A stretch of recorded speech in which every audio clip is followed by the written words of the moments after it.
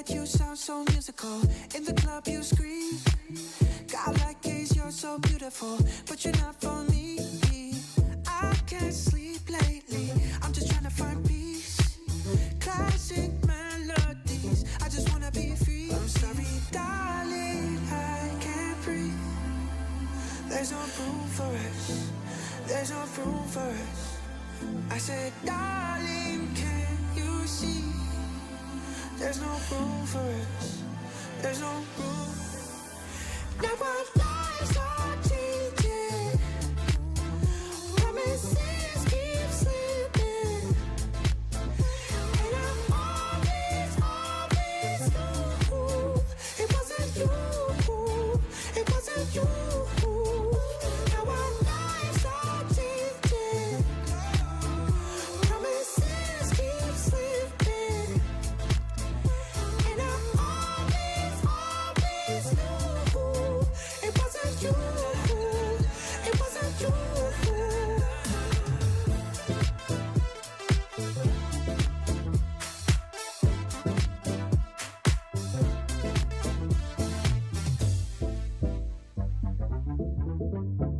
And she said, boys are here coming from a mile away. Not as sleek as you think.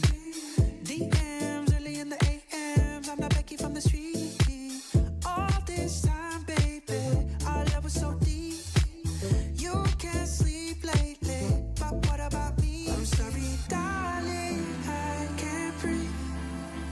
There's no room for us. There's no room for us. I said, darling, can you see? There's no room for us. There's no room.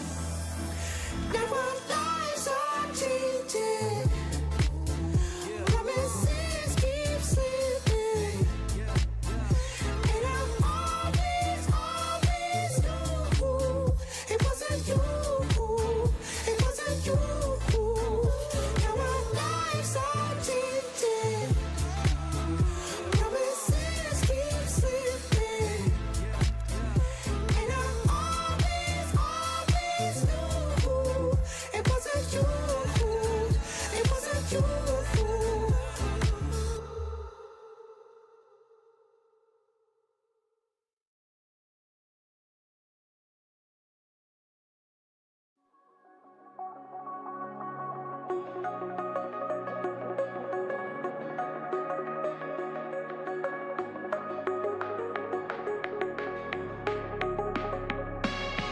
Standing right in front of me, you used to be someone to me. You took all of my energy and had some infidelities. The real estate inside my head you took is never coming back, but you said that it wasn't personal. And every time you lied to me, it's like I didn't want to see, cause I thought you were beautiful, and beauty doesn't want to be mischievous and devious and set a fire unto us, but you were never beautiful at all. I wasn't fine to begin with, walked out those lines to begin with, but you forced me to work on myself because you put me through hell. I guess I should thank you for that. I'm on. But it was a real close call. It went from a walk to a crawl. Had to tear down the Berlin Wall. I was panicking, but hey, I guess that survived you. And that shit was hard to do. I've had every shade of blues since I met you. I think that I'm over it, but then I see you out again, laughing with the group of friends. There he is, you're holding hands, makes me feel pathetic and a little bit erratic. So I drink till I can't stand. And you know I won't confront you, even though it's all I wanna do. Probably best to just ignore it, both impossible and true. I wasn't fine to begin with, walked all those lines to begin with, but you forced me to work on myself because you put me through hell.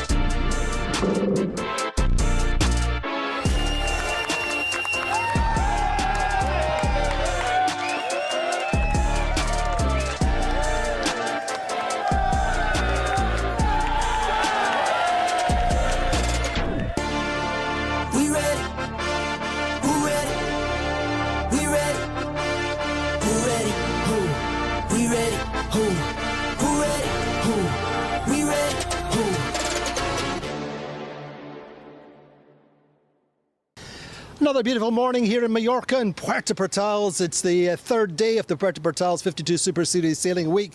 Sea breeze coming in later in the day, a small delay to start with. Platoon Aviation, the 2023 champions of PUERTO, have got themselves some kind of winning momentum at the moment. They're at the top of the table. We caught up with internationally renowned trimmer Ross Alcrow.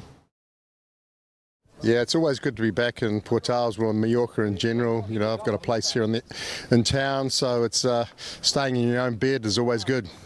How's it been with the Platoon team? It's been a really rocky start. Now you seem to have turned the corner. Do we feel we've got some momentum now?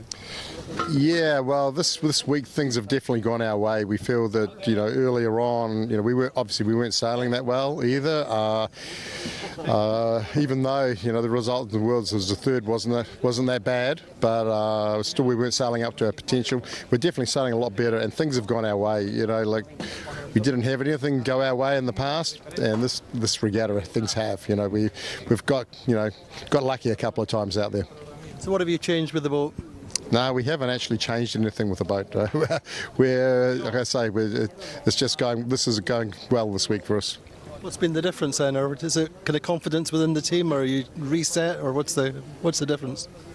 I don't think you can put it down to anything. You know, we're just treating it like just one day at a time, one race at a time, just like we normally do. But I think there's a little, I don't know, the pressure's still there, but it's not at the same time. You know, I think at the end of the day is things are going our way. What was it like at the beginning of the season for you guys? I mean, your kind of backs were against the wall.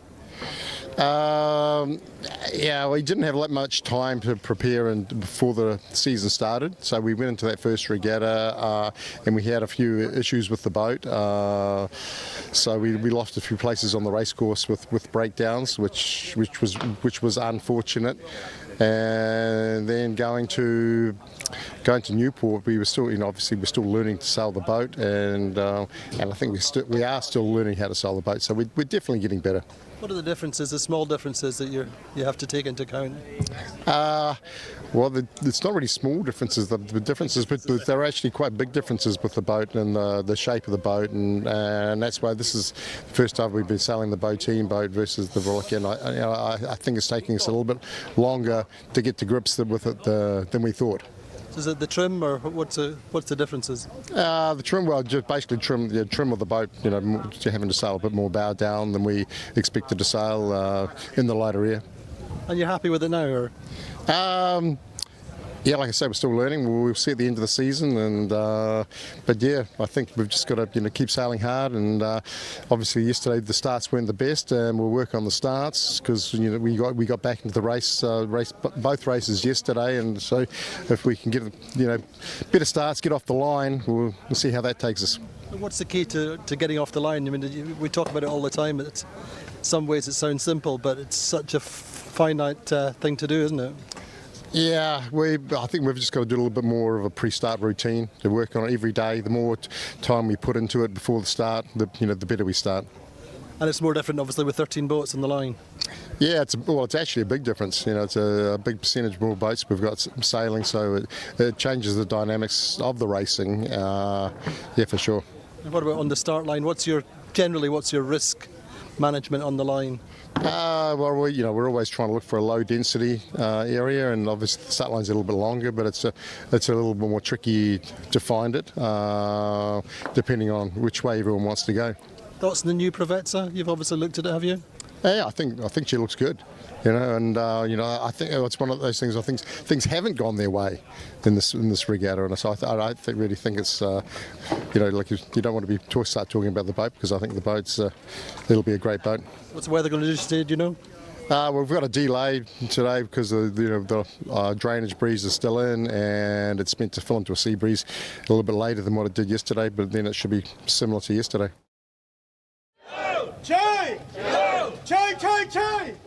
The Queen of Thailand sailing is with us this week, and it's an incredible honour to have her on board for everything that we represent, the Thai people, and having her with us is just amazing. She's so enthusiastic, such a bright, bubbly personality. It's really exciting having her on board. She's a sailor then? She is a sailor, yeah. She's fairly new to sailing, but she's a pilot, so she has good feel. She has good understanding of the wind, and she's a very encouraging person. So yeah, it's great. What's she doing on board? She's helping with strategy a bit because of her pilot knowledge and understanding of the wind and the clouds. So actually yesterday, some of her input towards the finish of the second race, when she came up with look at the cloud line, I think there's a convergence, and she picked that pretty much before Platoon hit it and had to change their jib. So yeah, it's invaluable, really good. Is holding her place into Valencia, do you think? If she'd like to come back for Valencia, she's more than welcome. Well, lots of excitement on the Value team with the Queen of Thailand visiting and sailing this week. And anyway, let's look at the action from yesterday.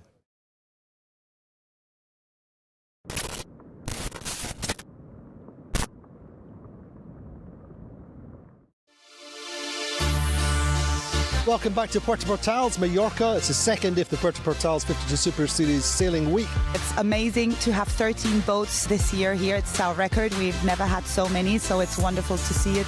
It brings attention up, and I think that's wonderful to have. On the top of the table, it is the 2023 champions, Platoon. They're back in business. So race number 3 starts about 11 knots of breeze at 180 degrees. A good first beat from Phoenix, get off the line nicely and straight into phase with the shifts. Crayola 2 get to the right of them, and round the top mark is Phoenix leading with Crayola second, Paprec in third. Phoenix extend all the way through the race, a comfortable lead through the finish line. Through in second place are Paprec. Crayola are on course for third, but they foul Quantum Racing on the finish line, so Quantum get third. Crayola drop to 13th, unfortunately, and in fourth place, Platoon Aviation. So second race of the day, race 4 off the series, 165 degrees is the wind angle. The breeze is probably 13 knots off the start line. This time the best start is that of Prevezza. Lead up the first beat in the middle of the course with Crayola second. Round the top mark, Platoon in third place. That's the order all the way around the course. Platoon get it up and through Prevezza on the second upwind. Down the final run, well, there's a big shift in the breeze. The teams have to take down their kites, but Platoon come through to win the race. In second place are Prevezza, in third Interlodge, and a good fourth place for Paprec, completing their best day for many years. We are very happy with the boat and the crew. I mean, we have been able to get together after what happened to the team. Then also Loic is taking us on the right side all the time, so it's good. Definitely we're getting some momentum finally. It took 3 events and then a little bit of everything, working and a little bit of luck on the race course. So hopefully we can carry on like this and fight for something at the end. After the second day of the Puerto Portals 52 Super Series sailing week, the leaders are Platoon Aviation on 8 points, Gladiator now second on 19 points, Paprec third after their best day yet, 2 and a 4 today.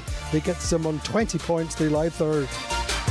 So the Bay of Palma delivering another 2 good races, a little bit of delay to start with, but Platoon at the top of the table and moving clear as we go into the midpoint of the regatta tomorrow. Join us then. Well, indeed, welcome back to Puerto Portals and the Bay of Palma, as it was the case yesterday. A small delay, which yesterday was well worth it, and I'm pretty sure it's going to be the same today, just waiting for the breeze to come in and fill as it did yesterday. We had 2 really good races, probably a little bit more wind in the first race. The breeze started to drop, and then it got a little bit funky. As you, those of you who are watching yesterday will remember, we had a little bit of a big header, a big shift down the last run, which became a kind of close hold through the finish line. But all credit to Harmuller Speer and the Platoon Aviation team, who got a 4 and a 1 yesterday, and they're on the top of the table by 11 clear points. Also, big kudos to the Paprec team up there in third place. A 2 and a 4 yesterday was one of their best scores that I can remember for the French team, for Jean-Luc Petit-Huguenin and all the guys on board the Paprec. So they are going well and in a podium place at the moment, but it's really, really close behind, as we saw on the leaderboard. We've got a couple of boats on the 25s. They are Phoenix and Quantum, then the 33s, 34s, all the way through the table. It's super close. Louise Vancer is with us. I hope our eyes and ears on the water. It's looking pretty good. We've just got to be a little bit patient, Louise, haven't we? Andy, I'm out here at the starting line and the wind arrived exactly at 1 o'clock, same as yesterday. I think we have a little bit different forecast than yesterday though. So when I spoke this morning with Evelyn, the navigator from Quantum Racing, she's one of the 3 girls on that boat. She explained me that there are 2 different scenarios kind of that can happen. So, or the sea breeze will get strong enough so we can expect a southwestern wind, nice breeze, more oscillating, so slow shifts. And we already have some cumulus clouds, so the cute little white clouds over the land that actually speak for a development of the sea breeze. But she also said that there is a stronger northern eastern gradient wind that is kind of fighting with the sea breeze. We had it this morning, we had this northeastern breeze. It was a little bit more fresh, it was kind of coolish, very refreshing, as it's at the moment super hot out here, Andy. And yeah, she said if the temperature will go more up, she's more confident with the sea breeze, but the temperature will drop obviously as the day will develop, and then there can be a fight with the gradient again, and she's expecting more unstable wind. And as we all remember the races yesterday, we had these little things already where the gradient was fighting the sea breeze and we had bigger holds, patches and big shifts. And I think, yeah, this will be another day, Andy, with 2 races where crazy stuff can happen. It's not one of these super classic Palma days, but who knows what will happen actually, because we can only work with what I see. And at the moment, I see beautiful wind, 8 to 11 knots, some chop. It's quite wavy out here at the moment. Sun. And the boats, they already got prepared for the start. They all did their pre-start check, pre-start routine, checked the lines, checked the sails, checked with other boats if they go fast. Maybe they wanted to change a little bit on their trim still. So yeah, now they wait for the 5-minute signal, and I'm curious what will happen. I think the challenges they're facing is, first of all, the forecast, where we don't really know what to expect next. And then we still have this geographic feature here on the left side where there's the coast and you can expect a convergence, so maybe a little bit more breeze, but also a shift to the left side. But this comes in always very, very late. So I think we can have, again, a lot of moments at the upwind marks. And for me, the boats need to watch out for a change of the style of day. So we always call this in sailing, we try to categorize the wind a little bit to make it simpler for us to understand it and read it. And once this is changing, so something is going very weird, I think crazy stuff can happen. But also, Andy, as we've seen the other days, the 13 boats from 9 different nations is changing the dynamic of the fleet. So it's getting a lot more street fighty, as the guys from Platoon named it so nice yesterday. They said it's about lane management, positioning with the other boats. Sometimes this is even more important than just going to the left side and take the shift there. And a lot of exciting things, I think, to come up here, Andy. Indeed, I mean, I think that's an interesting point. I'm going to come back to something else in just a second, but it's an interesting point with Platoon in particular, because they weren't doing anything particularly radical. It was almost like they appeared at the front of the fleet by stealth, you know, and that was, as you say, it's about lane management, about just trying to minimise the number of manoeuvres and just getting into the first shift. And I think that was one of the key things for them yesterday. But I'm going to pick up on that. You were talking with Evelyn Hull, the navigator on board the Quantum Racing powered by American Magic. You've obviously met her and know her reasonably well. She's a very, very discreet individual, very, very intelligent. What's she like? Oh, I really love her, and I think it's great that Quantum Racing had 3 girls on board. I think this is so important for sailing, that more and more girls are getting involved. And in total there are not so many girls yet, but on Quantum Racing there are 3, so great. And she's so intelligent, she's really into data, so she's super good in her position as a navigator. And I think she gets it pretty well with understanding what she actually has to help the strategist and the tactician, as she's calling the ley lines, what is happening with the wind. So she's the person on the boat you sometimes see with an iPad, and on that iPad she has all the data about the wind, the ley lines. They have a lot of data on these boats, and especially her job is also very important for the start, as she has the time to kill. So the time, basically a countdown for the start, what the boat still needs to burn of time to don't be over the line, but also but also the different splits. So on her screen she can see how much time they still need to sail on starboard and how much time they still need to sail on port. I think this is super interesting because that's different to the Olympic sailing I'm used to, where I have to make all these numbers up, and she has it actually written on her iPad. Indeed, but she's our first, well, certainly our first female navigator for a long, long time in the class, and certainly first female navigator in the 52 Super Series. So fantastic to see, and obviously doing a pretty good job. But the other thing you were talking about was the geographical shift, and you were saying it comes in late. Now, by that, it comes in late further up the beat, isn't it? So you have to be patient and find that.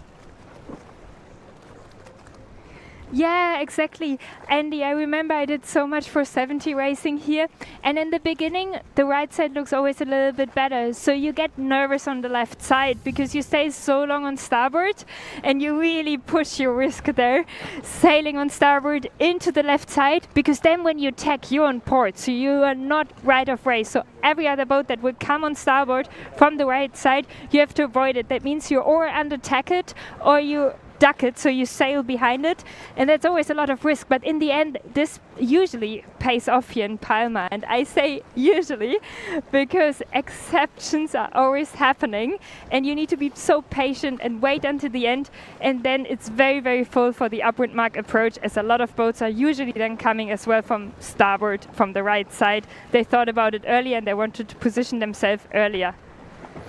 Indeed, so just watching, we've got just under 2 minutes to go, just looking to see how the teams are setting up. Interesting to listen to Ross Halcrow talking about low density, finding an area of low density on the start line where you can really set up, hit the line with maximum speed, and really one of the main objectives is not to have too many good boats round about you, or boats which will push you too hard, and it's all about setting up with a solid lane and clear air. Yesterday we saw Gladiator were on board with them just now. We saw them starting well, I think in both races pretty much, but not quite imposing themselves the way they did in Newport. In fact, in both races they were one of the strongest starters. We're seeing them setting up once again at the or towards the pin end of the start line. Paprec have also been starting well. It's what Stefan Neve was telling us yesterday. He felt they were getting on the line. So on board with the French team, Cedric Chateau on the helm there. The back of the boat with the white baseball cap, we can see the owner Jean-Luc. So Gladiator setting up nicely, Louise.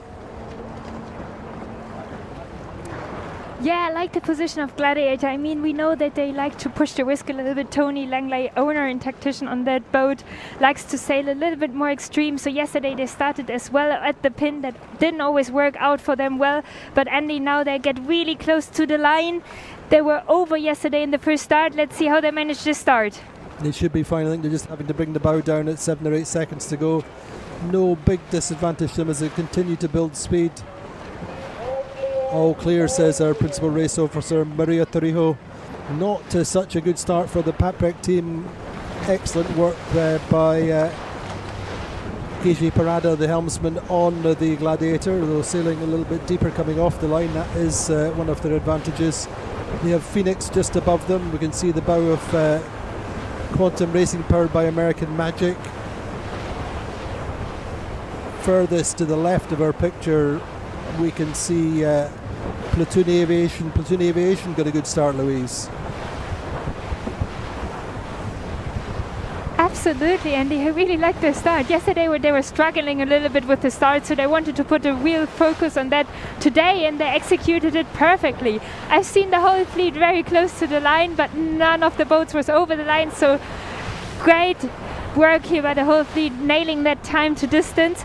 But also the Brazilians had a significant good start, Andy, there at the race committee, and it looked like that they had a right shift at the start, because all the boats, their bow points more up to the upwind mark there, and I really like the position Platoon Aviation is in at the moment, and also Criolla, as they're full in control and looking good at the moment with that right shift.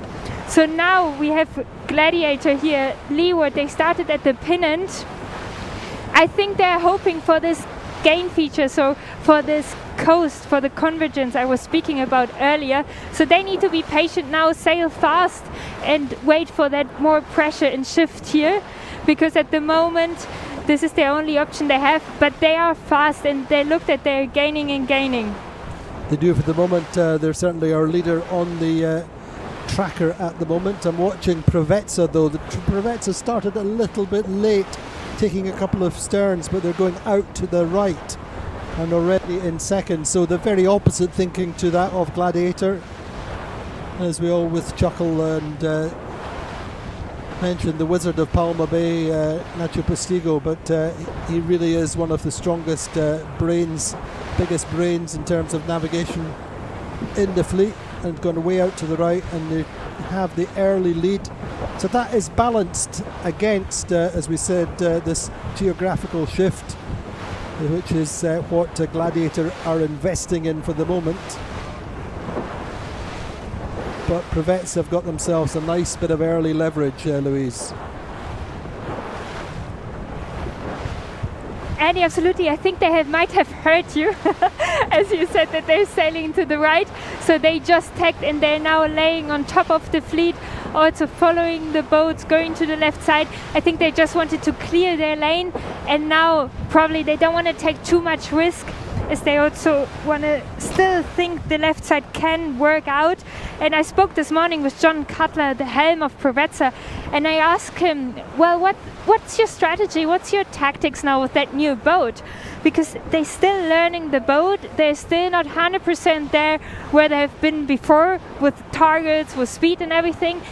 And there are two different approaches. So or you stay out of all the kind of 2-on-2 and just sail to one corner and come back, or you get into the fights and learn. And he explained me that they're here to learn the boat and still try to get the best out of it, but they want to go into 2-on-2 fights. They want to stay close to the fleet. They want to be in the fleet to learn the boat as good as they can, Andy. Indeed, just having a quick look at Gladiator and also Platoon Aviation. Platoon Aviation have got quite a nice lane actually. Maybe dropped into Phoenix. The Gladiator on this left side have a little bit of an advantage for the meantime, but it's going to be a real fine balance between the boats in the furthest right and the left. To me, it looks like a good pressure on the right side out where Provezza are. Presently, we can see Vayu and Criolla with Platoon Aviation bow number 1. Quantum Racing powered by American Magic in that little packet of boats. But for me just now, actually, the boat furthest to the right, Teasing Machine, is gaining.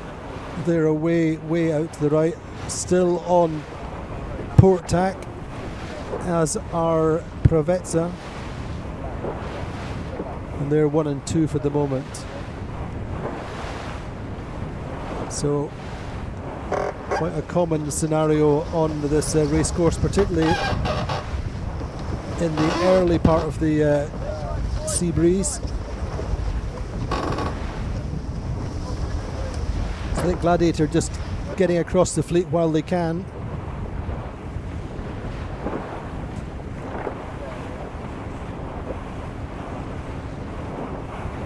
In the end, reasonably comfortable on Platoon. Drone overhead shot gives you a little bit better idea than the squashed angle low down. The Gladiator just bailing out from that left-hand corner, I think. Watching across to the other Gladiator, also known as a teasing machine. But they seem to have quite good wind pressure over on that right side, looking at Preveza as well. Platoon Aviation go and Quantum go with them.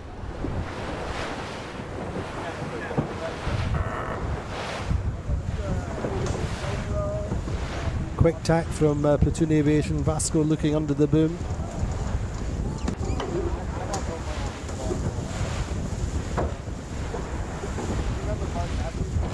Victor Marino just pulling on the runner.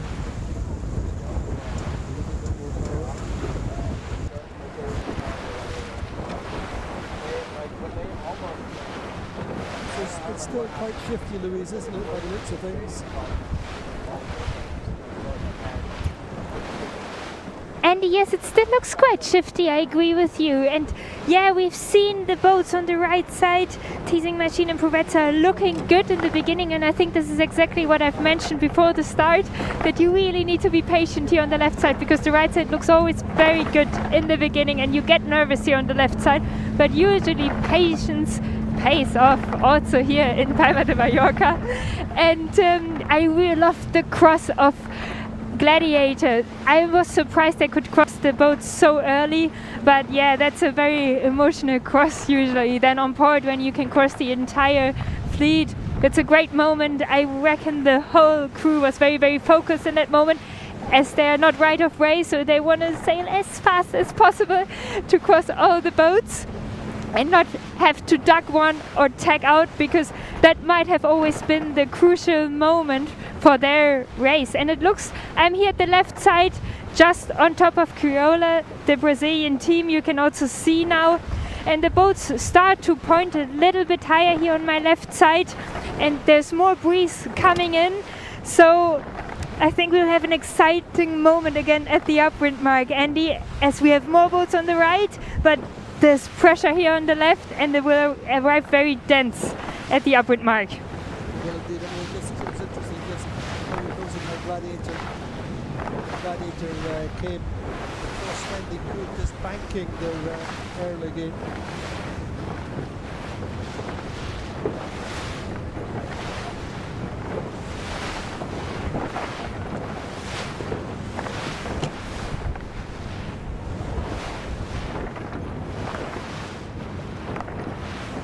Talking?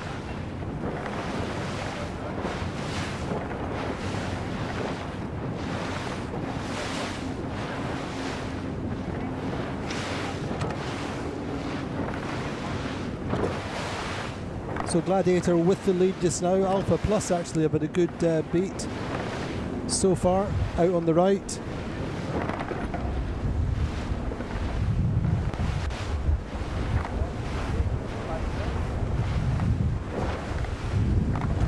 But it's very close still between Quantum and Platoon.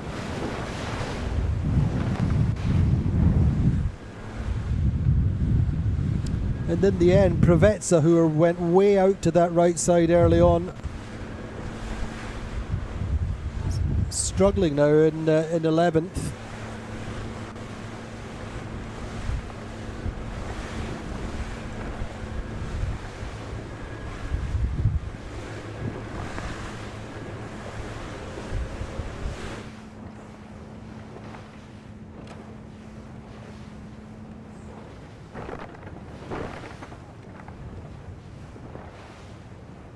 But really that cross was key, I think, for Gladiator. Just nicely timed, getting in phase with the fleet and, to say, banking their early gain. Now they can just manage the fleet behind them with that little lead of about 60, 70 metres.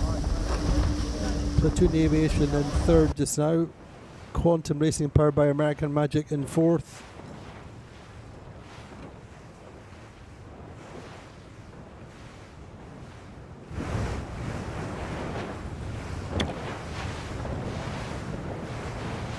fleet starting to spread out a little bit. Wonder whether Quantum can gain anything from that. Left side, meantime the team's still stepping out to the left. Value, Criolla, Provezza.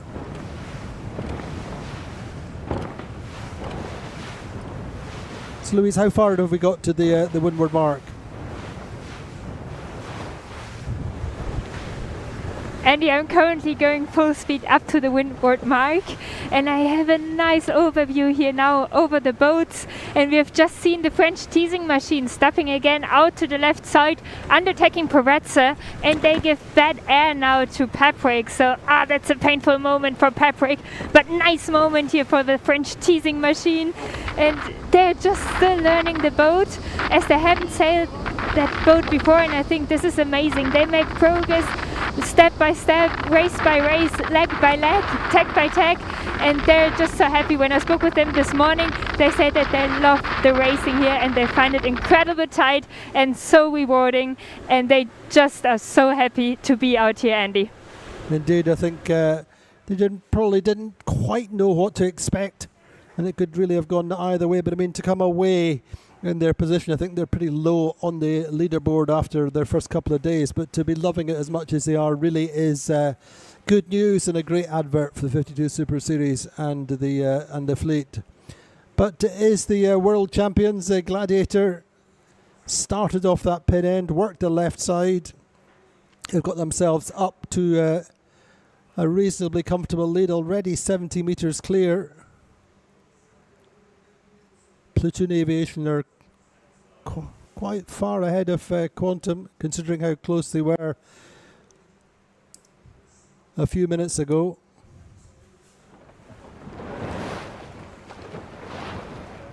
So we think it's going to be a pretty busy top mark, Louise.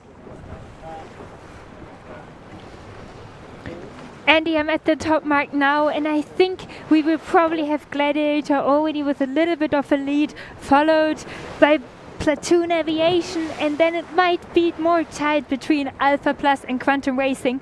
But then after this group of boats, it will get incredibly tight. So from Patrick on, the boats are super close. A lot of the boats are over the ley line already for the protection mark.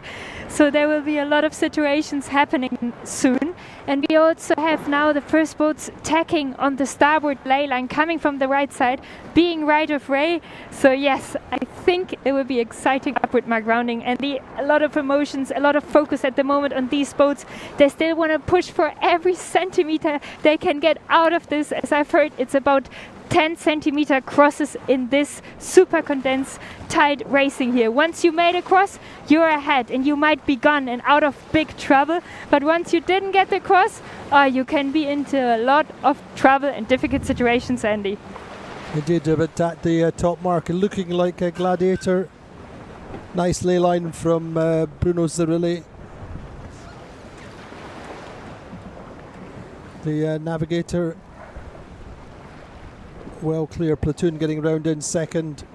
So this is all to the good. These are, of course, the top two boats on the regatta standings at the moment. So Gladiator first, second Platoon, third Quantum Racing, fourth is Alpha Plus, fifth is going to be Teasing Machine. Actually, Provezza have got themselves in there as well. Provezza probably just round ahead of Teasing Machine. Criolla seem to be in tight on that mark, and Port, that's looking a little bit messy, but getting round under no immediate pressure. See, there's a flag from Interlodge, but we'll watch that one. Umpires are there. No flag. Interlodge round in 8th, Allegra 9th. Bayou 10th with the Queen of Thailand on board. Phoenix 11th. Such a good start. Allegro, then Paprec,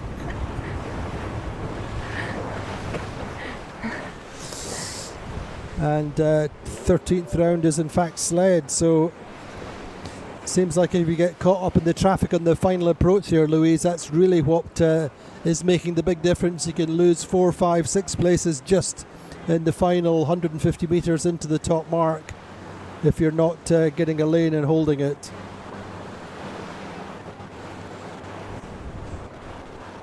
Oh yes, Andy, oh my god, so many situations just happened at that upwind mark. And I think we spoke about it before, that it's gonna be a very, very exciting upwind mark approach. And yes, this exactly happened. So we've seen 3 penalties in total.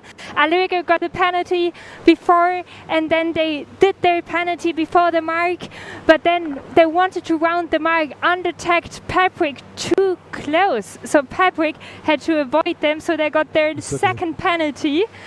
And then they had to do another penalty, and also the Brazilians, our new team, got a penalty, but they already cleared it. So wow, 3 penalties for 1 upwind mark approach, 2 unfortunately for Allegro.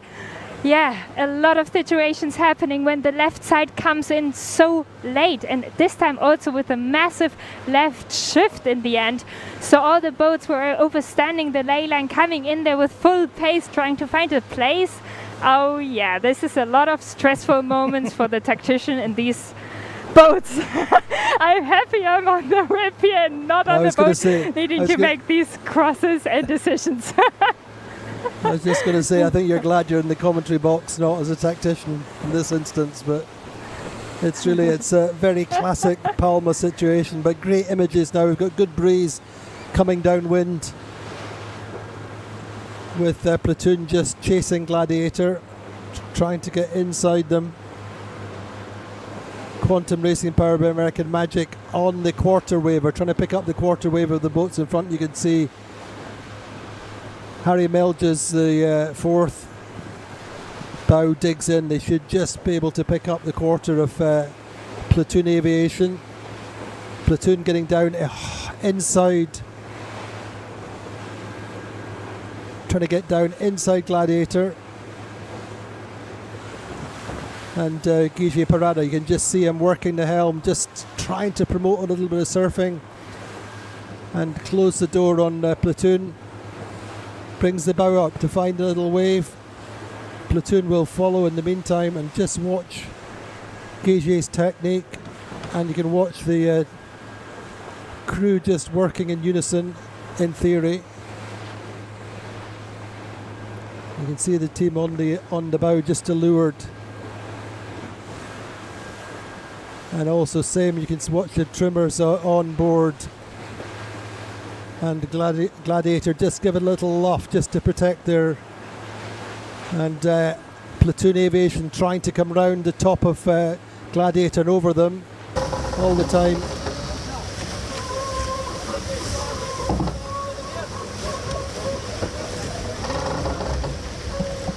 All the time just trying to get up over them, as I say, and take the wind of Gladiator. Got a little bit of separation.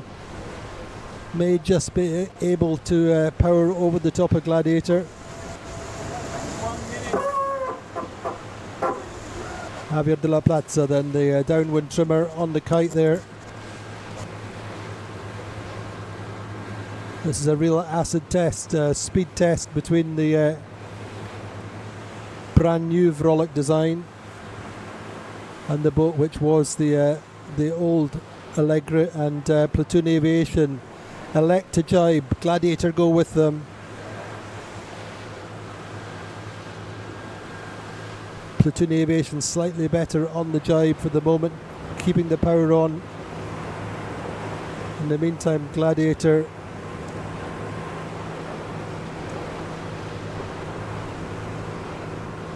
come out of their jibe and try to come up above the line of Platoon. Quantum,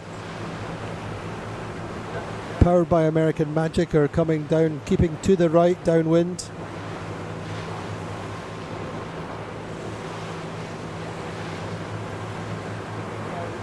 So projected standings, well, Platoon Aviation would lose a single point just now if, of course, if Gladiator beat them, but it's super close actually. Gladiator just seemed to have eased a little bit further ahead in a small puff.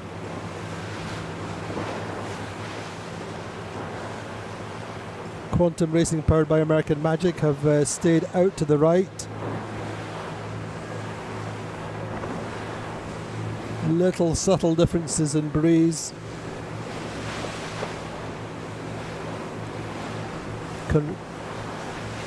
Platoon and Quantum Racing, powered by American Magic, converging fast at the moment. Of course, Platoon on starboard.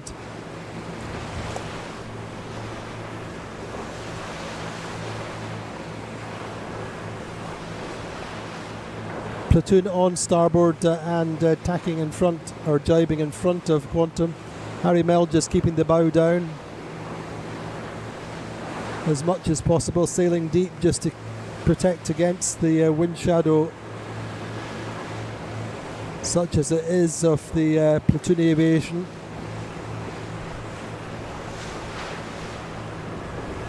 Trying now to come up with speed if possible and get through the lee of Platoon Aviation. So Louise, this little battle between Quantum and Platoon Aviation is all to the good of Gladiator, isn't it? Absolutely, Andy. The boats are on fire today. Wow, I love it. I love to see the match race before between Platoon and Gladiator. Platoon really trying to get in there and then following Gladiator, and now they just jibe perfectly on Quantum Racing to give them all their bad winds. So Quantum Racing is now struggling a little bit as they don't have so good wind because they are covered by Platoon, and also by the other boat, Alpha Plus behind them, is pushing hard to cover them. And in general, I think the left side, if I look upwind, still looks more breeze. I think we have now up to 50 knots, so breeze just clicked up on that downwind. The boats are full powered up. And if I would be now on the boat, I really like what Gladiator just did. They can still cross in front. That's a very important cross for them. And now they probably take the left mark if you look upwind and go to the left side. Yes, exactly, and I think this is exactly the way I would like to go as well. But let's see what will happen between Platoon Aviation and Quantum Racing. Let's see indeed, but Gladiator just setting up for the drop, keeping the door closed, and we're seeing Platoon going across to the right hand mark, looking upwind, I think. Quantum Racing, powered by American Magic, jibe to follow Gladiator in. Alpha Plus, not sure what they're doing behind, but Platoon going for the slightly earlier drop. Change of course, but at the leeward mark then, first time down, Gladiator. Now then, don't know what happened with Platoon, but Platoon did the early drop and then have sailed slightly slower into the right hand mark. They're going round at the same time as Quantum. Going to be interesting to see how this beat plays out, but credit also to Alpha Plus up there in fourth for the meantime. Interlodge not too far behind. Nice drop from Interlodge. You always want to come in wide and come in round up tight onto the mark.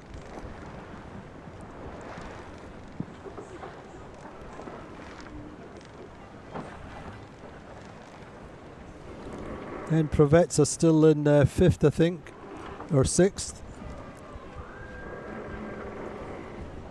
Teasing machine on that right hand mark, looking upwind.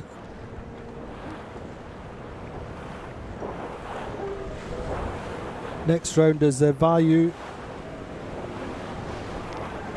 in eighth.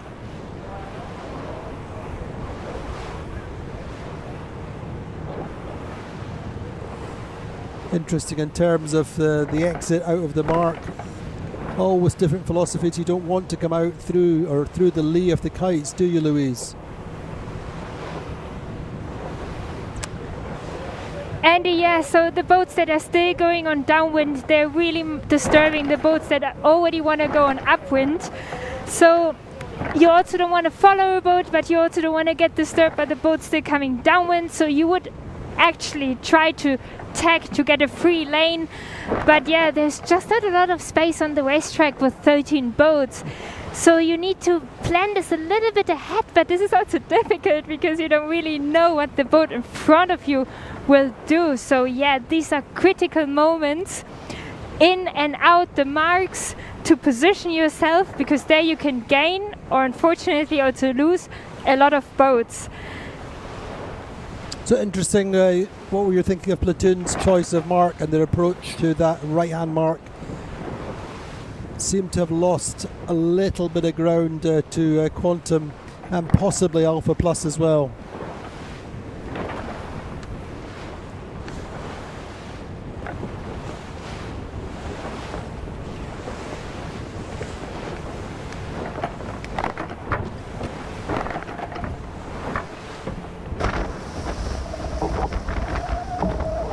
On board then with the regatta leaders, the world champions, the Gladiator.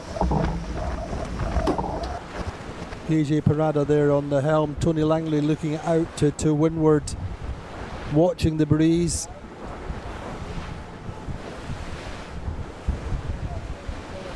So looking like Quantum are through Platoon, not by a little, but by about 100 metres. I'm just asking Louise your thoughts on that leeward mark grounding with Platoon. They seem to hesitate and go to the right hand mark.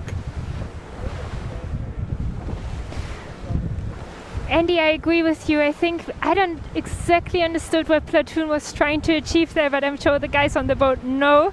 For me, if you do so many maneuvers, you also always slow down, so you lose speed, and that makes the boats behind you getting closer to you and the boats ahead of you extending. And I think Quantum Racing was there more committed. They just decided, okay, we want to round that gate, we go straight for it and round it.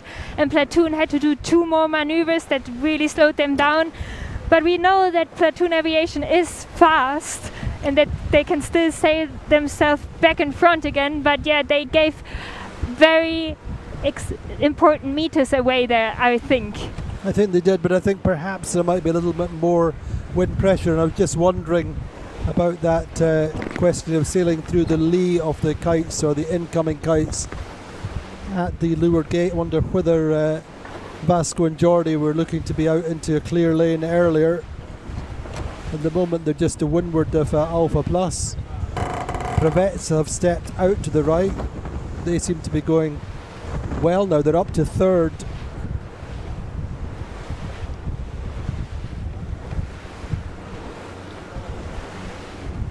They were fifth at the top mark first time up.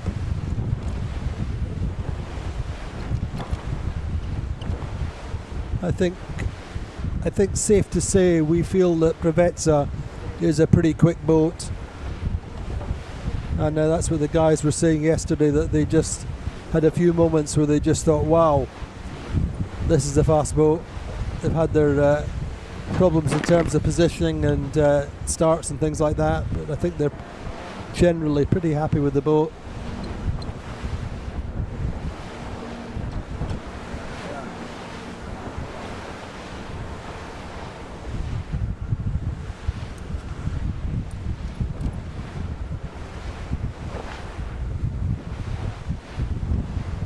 Anyway, it's all interesting, all fascinating stuff in terms of the overall standings. Platoon appear to have lost a couple of places for the meantime, but whether that investment in the right after the leeward gate is a long-term investment. And there we go, quick look at the standings just now. Platoon, Gladiator, Interlodge moving up, well, yo-yoing with Quantum for third. Pat Peck unfortunately dropping off the podium for the meantime.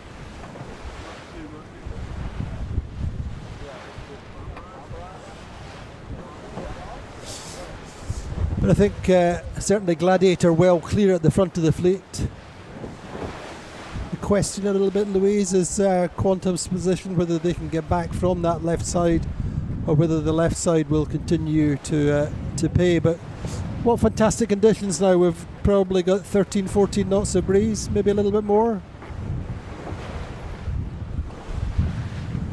Yeah, absolutely fantastic conditions out here. I think this is Palma at its best, and this is sailboat racing as well at its best, as the boats are still relatively close together, so a lot of situations still I think will happen.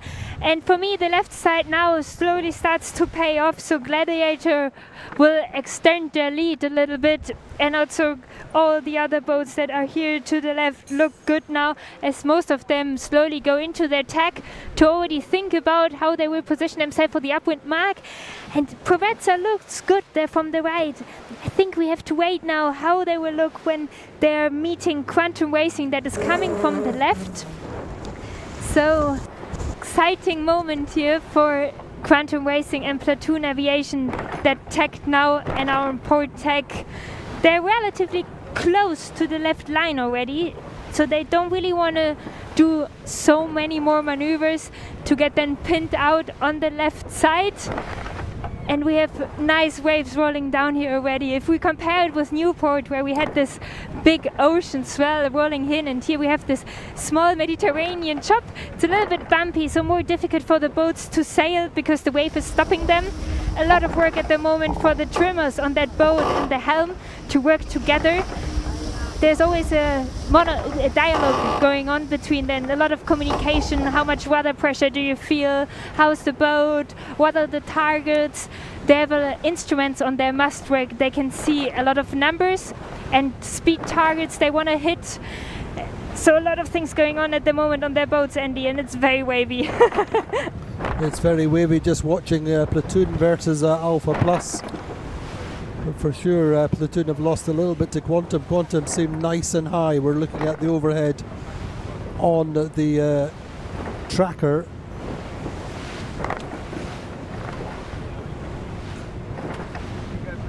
Quantum seemed to have a really nice angle there.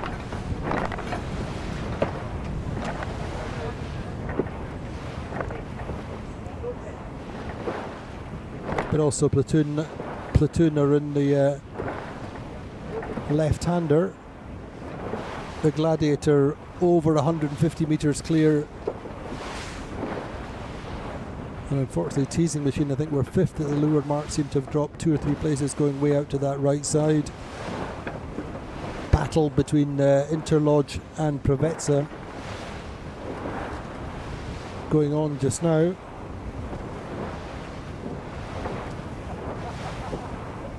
Interlodge just to weather and probably hurting Provezza.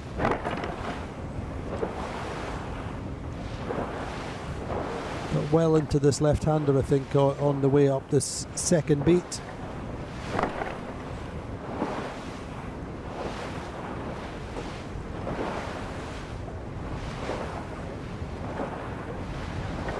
But the top three starting to spread out a little bit now, over 150 metres clear for Gladiator. Quantum correspondingly about 110 metres ahead of Platoon. And that battle between Interlodge, Provezza and Will Value over on that right side, it's still pretty close.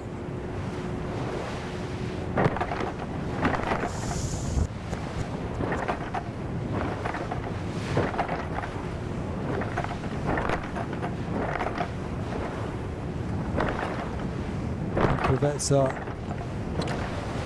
in that mix. They were going quite well a few minutes ago.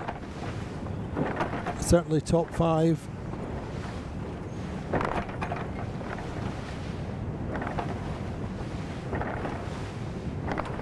So this will be a couple of points back on the leaders for Gladiator.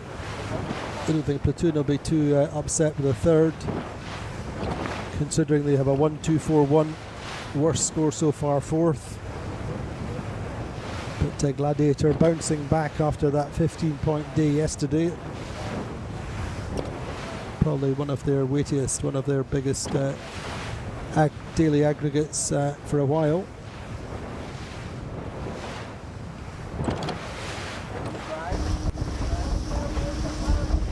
And Sled way down there in 13th. Just these penalties are at the top mark first time up, proving pretty costly.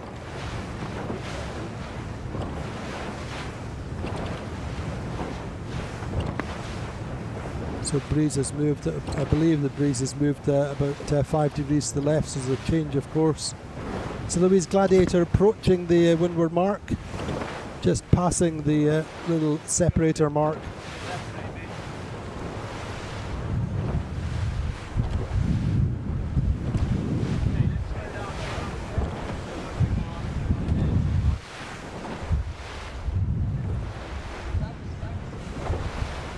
Everybody coming in from the left side, Louise.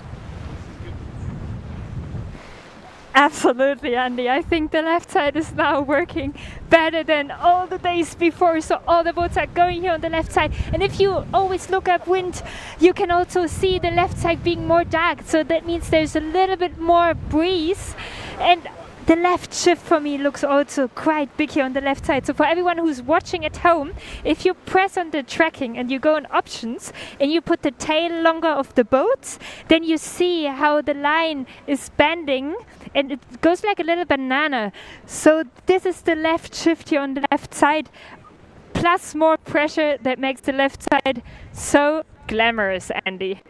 It does. It's going to be interesting to see how the second race plays out, if that left side continues to hold the way it is at the moment. As you would imagine, it's, as Louise is saying, it's about the convergence, the acceleration off the lander. But Platoon then losing out a little bit. Quantum racing round in second. Good work from the Interlodge. Interlodge lying fourth, as we saw, will almost certainly move into third place. They were third here in April-May at Palma Vela Regatta, the first of the season. Prevezza won that one with the previous boat, and coming round in fifth, I think. Value having a solid race in sixth. Phoenix, I think, have pulled a few places up. They're 11th, first time up.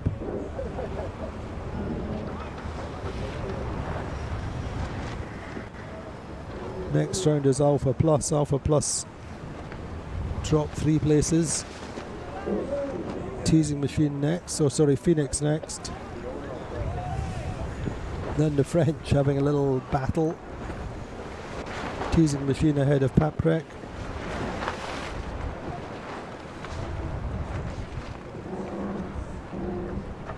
So there's a series of penalties at the top mark, really expensive for Allegri, and Criolla giving chase.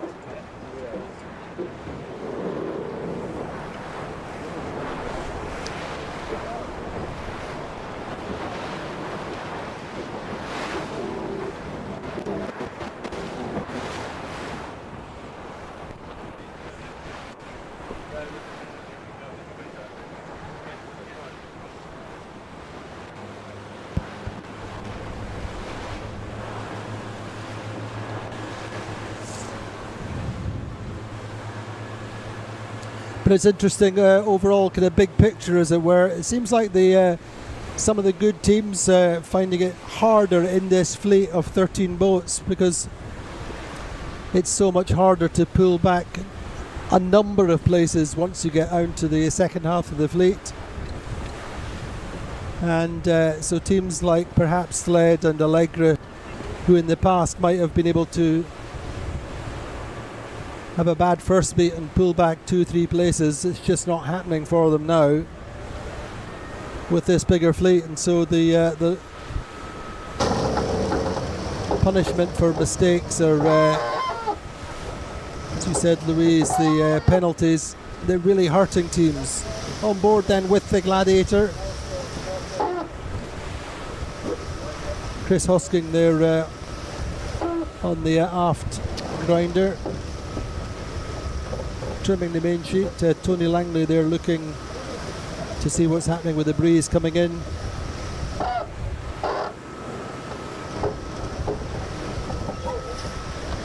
They're great conditions. We're almost marginal surfing.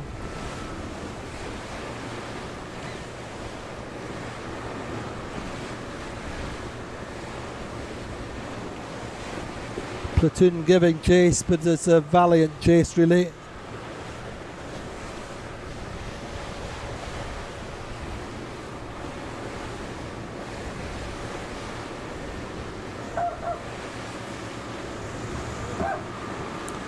So Platoon Aviation in a third. Let's have a quick look at the projected points tally. See how things are standing. Obviously Platoon losing a couple of points to Gladiator. So all to the good. We're in race 5, of course, the midpoint, the equator, if you like, of this penultimate regatta of this season, the Puerto Portals 52 Super Series Sailing Week.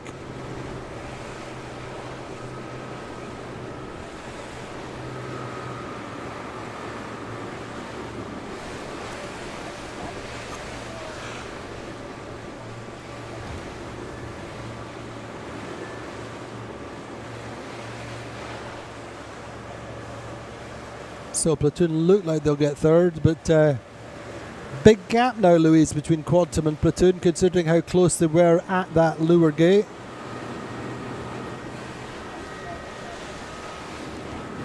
And yes, I agree with you. I think Platoon really gave some meters, unfortunately, away with the leeward mark rounding they had done before. And Quantum Racing escaped then to the left side, coming back with more pressure. And now they just look also in a very good mode here on the downwind. Harry Majors, the helm, playing nicely with the waves. And once they now jibed on the port jibe, this is the fast jibe for these boats. The wave is coming exactly now from their back, so they're aligned in wave direction. And I think they can start surfing these waves now down. So much fun now for these boats to sail. This is so beautiful to watch. And this is how good sailing can get in these boats, I think. But if we look back, this fleet is a little bit more spread out now. But there's still a battle going on between Provezza and Vayu. Vayu just managed to get leeward of Provezza. And they're controlling Provezza now pretty well. So Provezza has to wait with their jibe for Vayu. And here Vayu is rolling in that moment into their jibe. And now is giving bad air to Provezza. So well done for the Vayu team. They're finding the mode, being fast and catching Provezza from the back. But Provezza is for sure attacking now if they have a chance. Or otherwise they would just go lower. But they're already quite close to the ley line for the finish of race number 5, Andy. Indeed, but battles going on all the way through the fleet, but as you say, between Provezza and Vayu, tussling over 5th and 6th places. So there's a projected points, 11 it would be for Platoon, and 20 points for Gladiator.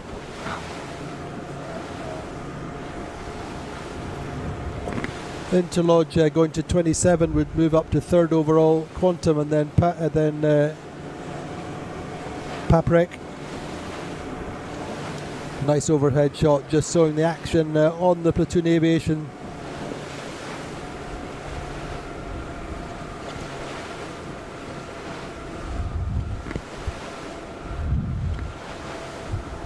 Downwind trimmer, say Javier de la Plaza, and you can see on the pumps on the primary grinders you have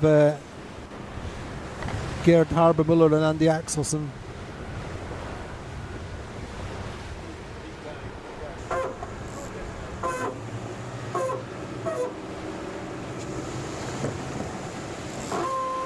So pretty solid result then for Quantum Racing, powered by American Magic. Bouncing back from that 12th yesterday, Louise. 12th and a 3 for them yesterday. Coming back with a 2nd. Nice confidence booster for the American team, Louise. Absolutely. I think, unfortunately, last race yesterday was a bit of a shocker for them with that penalty at the Upwind mark. But yeah, they show now that they can stick together as a team and come back from it and work together.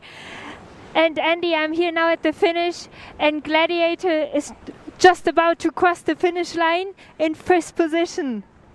Indeed. So second race win for the Gladiator team here at the Puerto Portals 52 Super Series Sailing Week, pulling back a couple of or a point on the Platoon Aviation, or 2 points indeed. Apologies, and say a well-earned second place for Quantum. In the words of mentor Terry Hutchison, it's about chipping away, and they did that. They weren't spectacular on the Upwind, but they get themselves a good second place.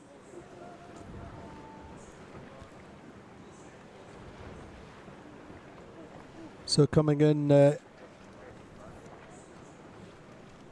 third, we should see Platoon coming downwind.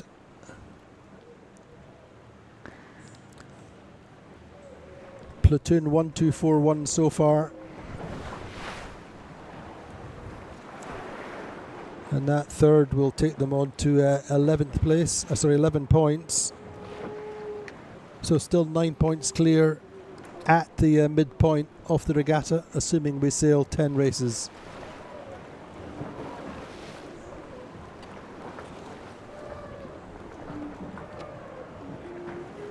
So 2023 champions and world champions last year finish. Next through the line will be Austin and Gwen Fragaman's Men in Black. Interlodge pursued by Vayu.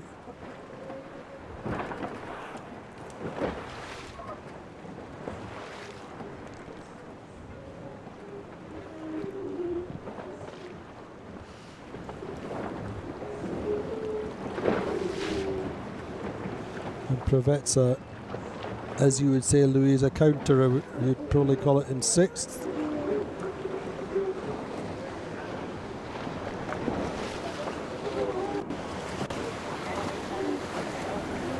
Teasing Machine ahead of Paprec.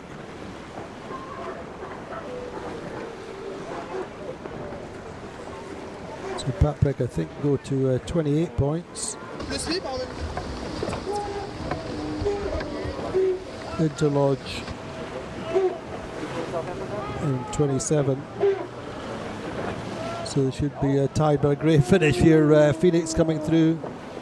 Sled, I think it is, coming in at the mark end of the line, just pipping Teasing Machine.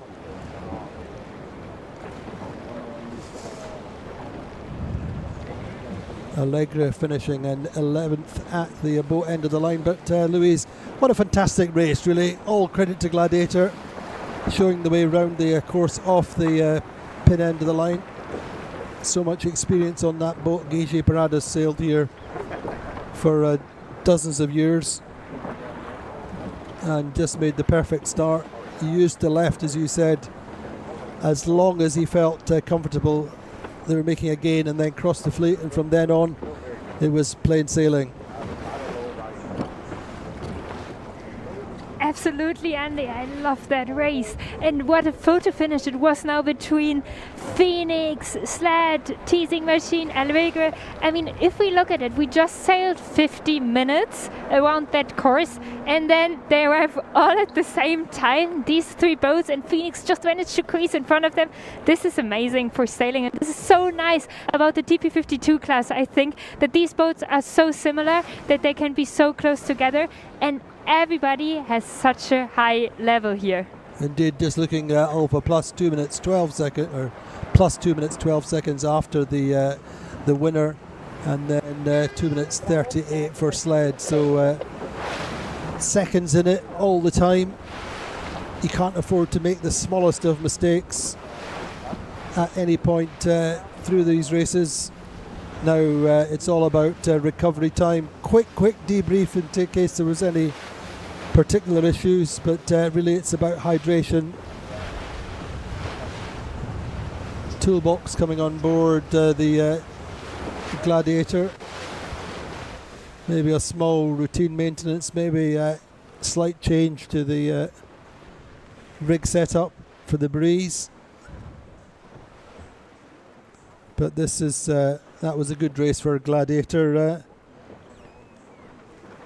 All in all, but Platoon made that, I think Phil made that small error at the leeward gate, just let Quantum off the hook, and certainly the American team capitalised to the full extent, and in the end were quite a bit clear. But of course it doesn't matter the distance, only about the points. But in the meantime, Louisa, and things do look good for Platoon Aviation.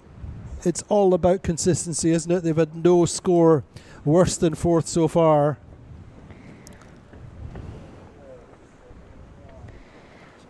Absolutely, Andy. I think Hamel is quite happy with their team. Having just say the third place, this is great for them. And we have to wait until the last race. But until then, you just always want to sail in the top 5. These are amazing results. It's about the consistency that you just manage, because we want to have the best average. Indeed. So looking at the standings at the midpoint of the regatta after race 5, then Platoon Aviation on 11, Gladiator 20, Quantum Racing Powered by American Magic on 27. So too our Interlodge. Pat Preck dropping a little bit, but are only on 28. Just 1 point off the podium now. 6 point gap back to Phoenix. Then it's Vayu in 7th, Prevezza 8th, Alpha Plus 9th, 10th is Sled, 11th Allegra, Criolla team in 12th, and Teething Machine in 13th. So a great race, great conditions. I'd imagine we're going to roll straight into race number 6, into the second half of this event, and join us in a few minutes and enjoy the action.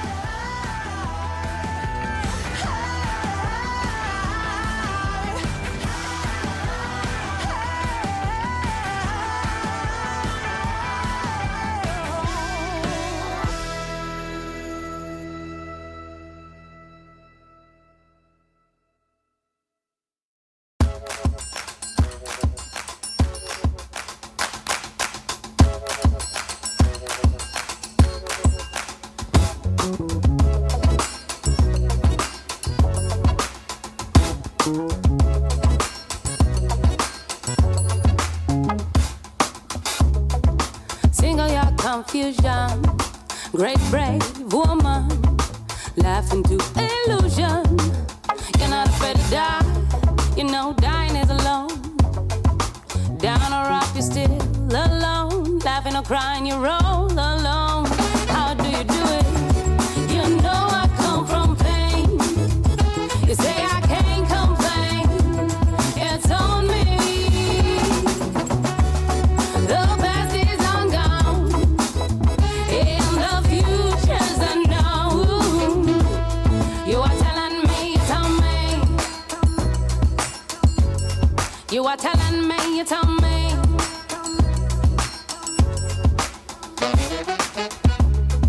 He said to be polite, the only way to get what you want, the only way they like you is to stay in line and follow the crowd. But you stand out black as the night. You know they're all lying. You know I come from pain. You say I can't complain. It's on me. The past is long gone, and the future's unknown. You are telling me, you told me.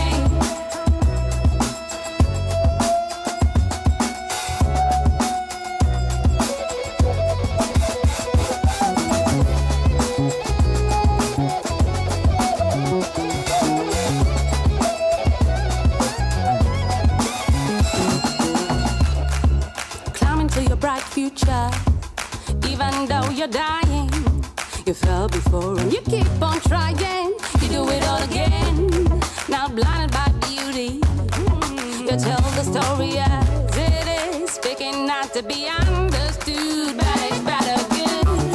You know I come from pain. Say I can't complain. It's on me. The past is long gone, and the future's unknown. You are telling me, you told me. You are telling me, you told me. You are telling me, you told me.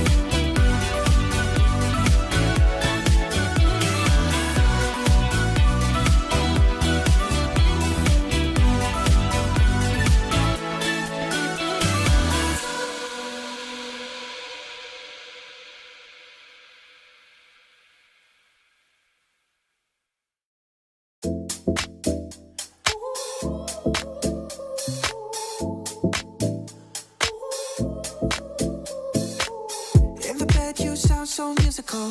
In the club you scream. God like gaze, you're so beautiful, but you're not for me. I can't sleep lately. I'm just trying to find peace. Classic melodies. I just wanna be free. I'm sorry, darling, I can't breathe. There's no room for us. There's no room for us. I said, darling, can you see? There's no room for us. There's no room. Now our lives are changing. Promises keep slipping. And I always knew it wasn't you. It wasn't you. Now our lives are changing. Promises keep slipping. And I always knew it wasn't you. It wasn't you.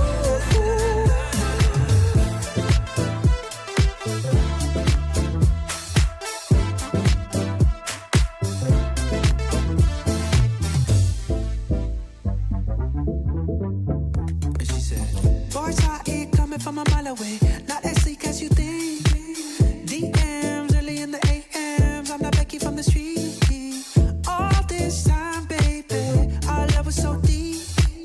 You can't sleep lately, but what about me? I'm sorry, darling, I can't breathe. There's no room for us. There's no room for us. I said, darling, can you see? There's no room for us. There's no room. Now our lives are changing. Promises keep slipping. And I always knew it wasn't you. It wasn't you. Now our lives are changing. Promises keep slipping. And I always knew it wasn't you. It wasn't you.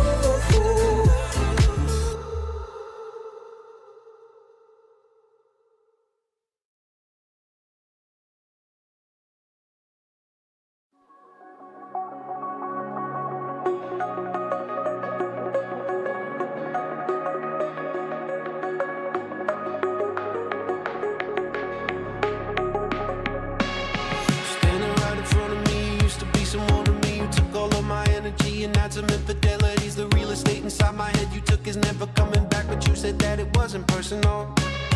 And every time you lied to me, it's like I didn't want to see, cause I thought you were beautiful, and beauty doesn't want to be mischievous and devious and set a fire unto us, but you were never beautiful at all. I wasn't fine to begin with, walked all those lines to begin with, but you forced me to work on myself because you put me through hell. I guess I should thank you for that. I'm okay, but it was a real close call.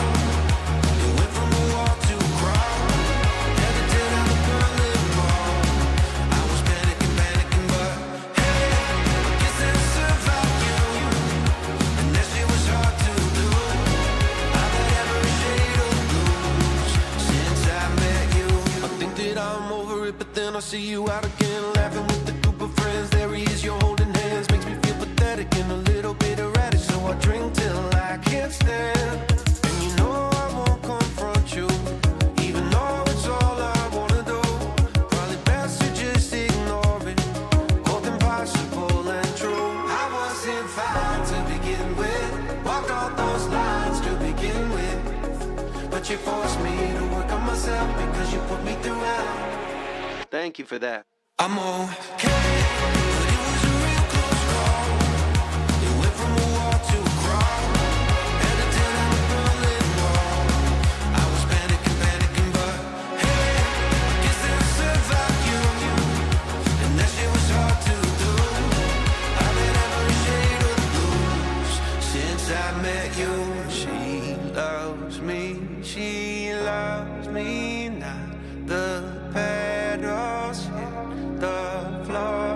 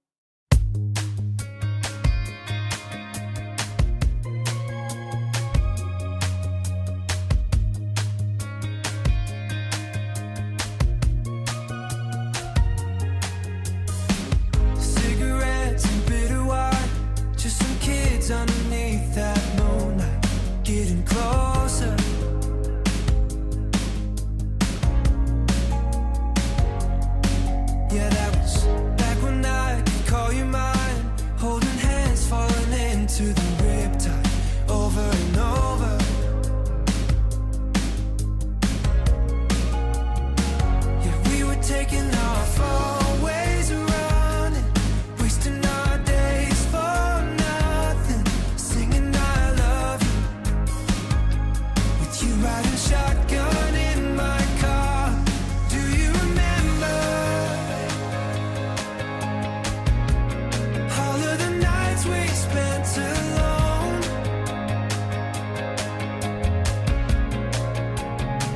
When we were burning the embers, waiting for the sunrise in the morning, bring us home. You know that I do. But tell me, do you remember? There was nothing we were scared of doing when we didn't know the way or where we were going.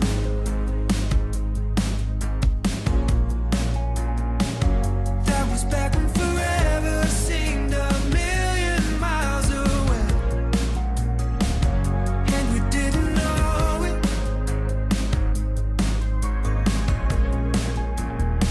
'Cause we were taking off always running, wasting our days for nothing, saying I love you in the backseat of my car. Well, do you remember?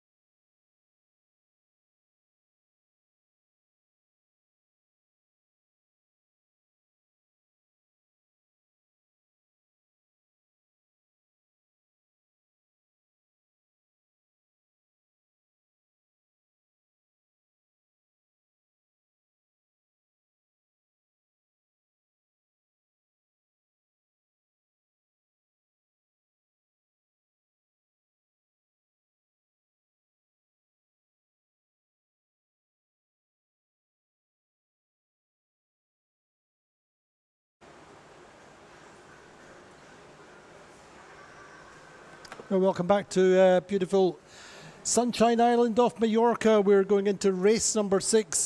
Conditions actually appear to have improved even more in the break. I'm going to catch up with Louise Vancer and to get a quick update as we move into the start procedure. We're just on 3.5 minutes before the start. Andy, I'm out here just at the starting line. The boats are getting ready. They're all in their pre-start routine already, have tested everything, had a snack in their brain, and the conditions changed a little bit. So we have, I think, 10 to 15 knots. Conditions changed a little bit. We have 10 to 15 knots. But the sky looks more different, and that's always very important for our sailors as well, to check the sky. So we see more of the super high white clouds and still some cumulus clouds over the land. And I mentioned before the race we had before race number 5, that there might be a change of style of day, and I think we have to see how this race develops.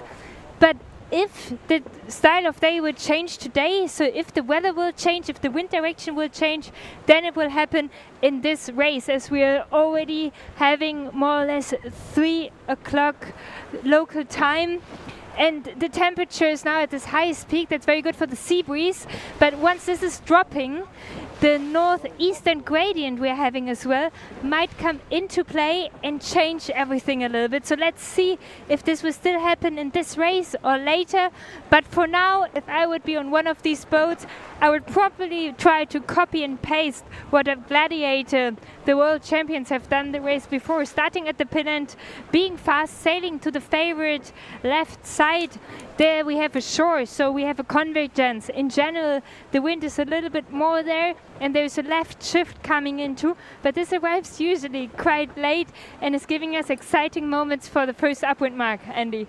Indeed, yes, we have this easterly gradient out to the east of the island of Mallorca, and this is again wrapping round the Cabo Blanco, which helps to enhance this Shallock, this left-handed breeze as we go into 1 minute and 20 seconds. I see we've moved our drone angle towards the committee boat end of the line, unless I'm very much mistaken. Now sailing left to right of our picture, so it should be quite exciting. Watching the Gladiator setting up towards the committee boat end of the line, I think, Louise, or am I right? Yes, Andy, I think you're right. Oh no, it's sometimes confusing to separate a teasing machine and Gladiator, but Gladiator is here just windward of Interlodge, bow number 04. They need to be careful now to don't get hooked by the French team that's just behind them. Let's see if they can defend that hook. Oh yeah, they put the bow down. No place for Patrick there, Andy. No place for Patrick, but in the meantime, Privet's stationed nicely in the middle of the line. With 15 seconds to go, teasing machine coming in at the committee boat end of the line, looking like they'll be closed out by Criolla team. Bow number 6 is well forward for me, looking like it could be potentially a general recall the way things are going. Big right shift indeed for me then. A general recall, I would imagine the Rossoni boat's over. But for sure, Interlodge were well forward. Teasing machine closed out at the committee boat end of the line. Nobody coming back, which is a clear sign of a general recall. First to bail out are the Criolla team. So, Louise, what was going on there? It seemed like so much bias at the committee boat end of the line, or certainly right shift. Everybody was going forward. Exactly, Andy. So there was a big right shift at the start line. So the boats come to more or less a 90-degree angle all of the sudden to that starting line.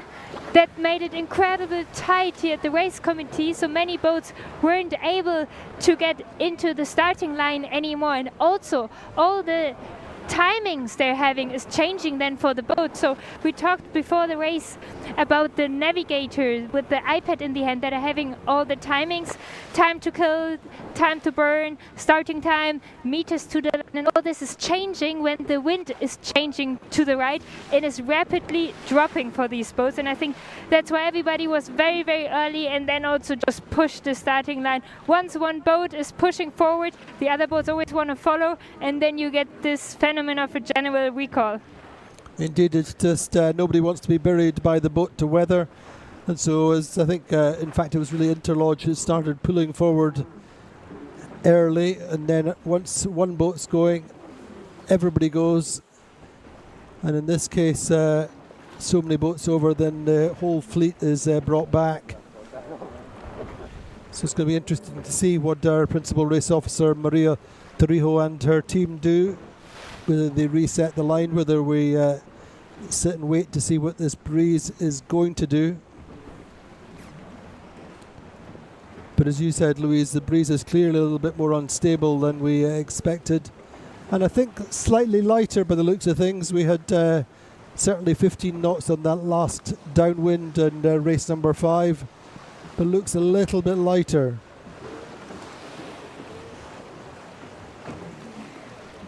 And yes, so I see the breeze now dropping sometimes, and I see bigger holds. So these are parts of the race course where there's less wind.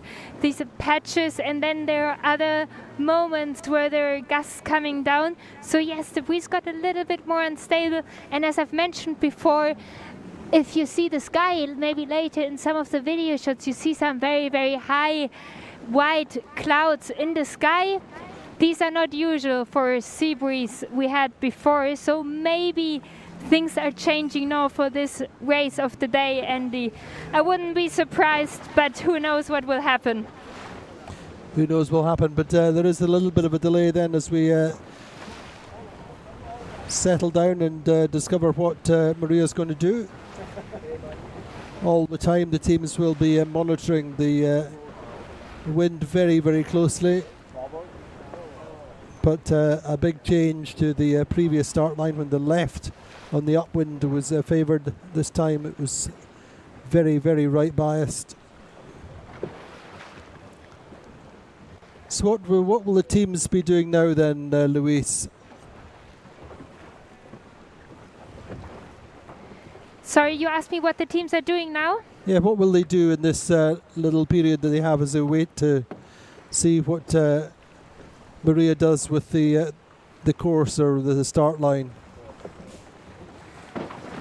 I think this is a great question, Andy, and I think as there are 13 people on board, everyone has another job to do now and another thing to focus on. So what we see is that many teams drop their jib, and now they have the coach boats coming by to exchange sails. I've just mentioned before that the wind is dropping here, so they probably expected similar wind as the race before in the end, so 15 knots, but now I'm here in a little patch of light wind, and I think there are not more than 7 knots here where I am currently.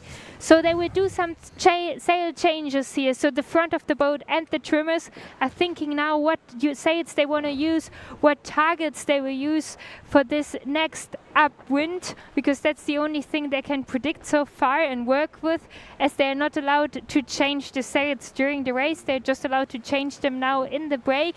And I think the afterguard, so the navigator, the helm, and the tactician and the strategist probably are having a little chat now, thinking, well, what is going to happen next? Will the sea breeze die?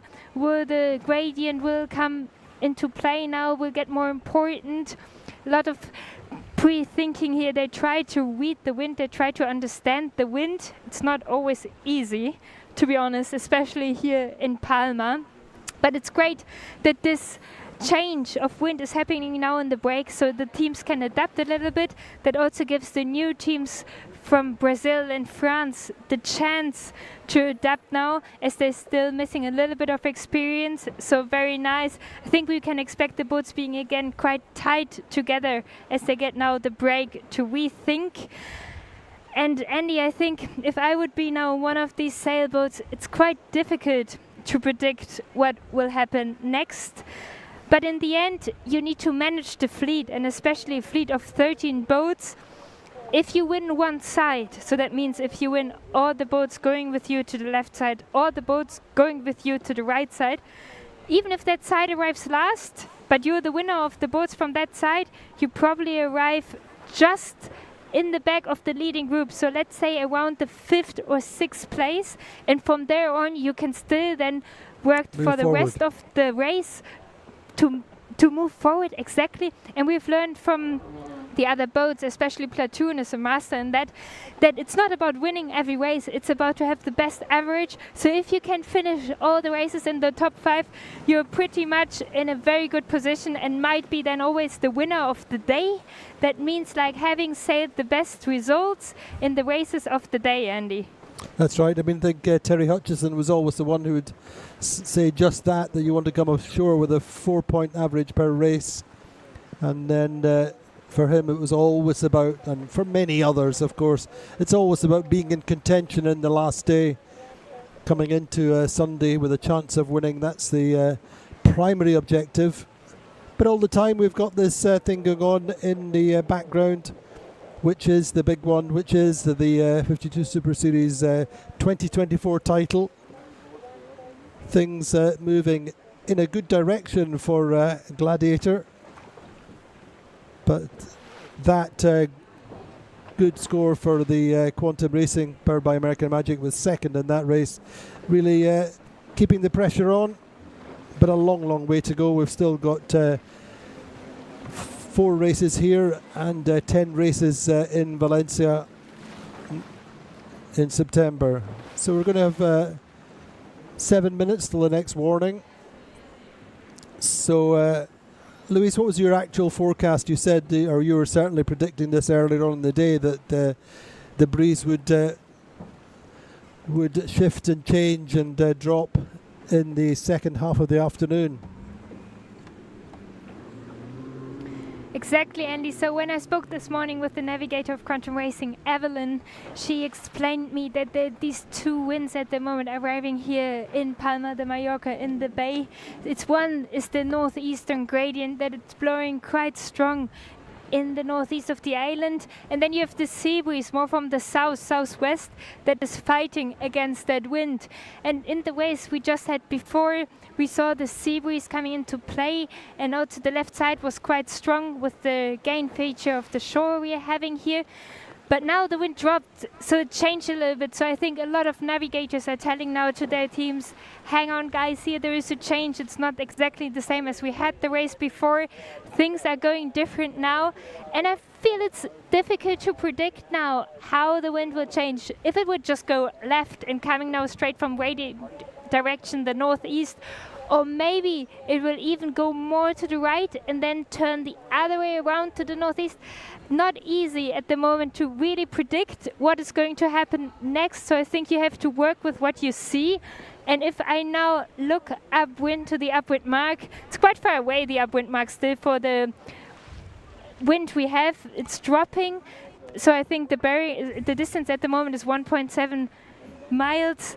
Yeah, I think I would work with what I see. I see pressure on the left, I see pressure on the right. So I'm probably just orientating on the fleet, Andy. Indeed, I think we're going to take a little bit of a break. You'll be pleased to know, Louise, just until things settle down. We've probably got 12 or 15 minutes, something like that, before the start. So join us again in a few minutes. We'll just take a little break.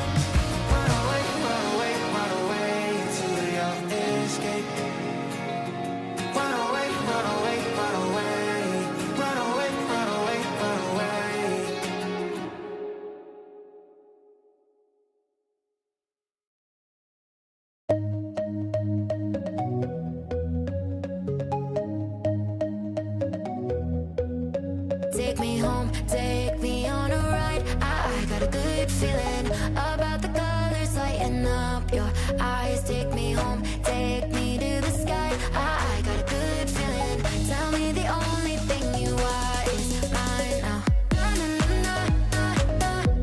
got a good feeling. I got a good feeling. Good feeling. You wanna know is how to hold on to it every moment. Dive into it like my love is an ocean. It's overflowing. I swear it's golden.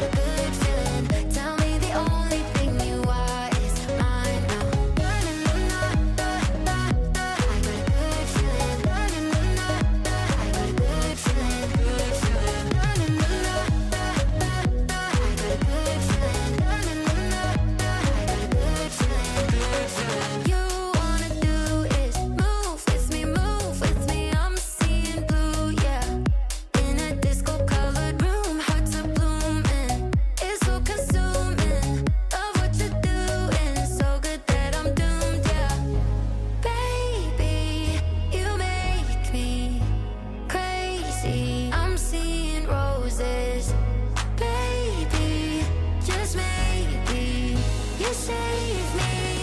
Oh, take me home, take me on a ride. I got a good feeling about the colors lighting up your eyes. Take me home, take me to the sky. I got a good feeling. Tell me the only thing you are is mine now. I got a good feeling. I got a good feeling. Good feeling. I got a good feeling.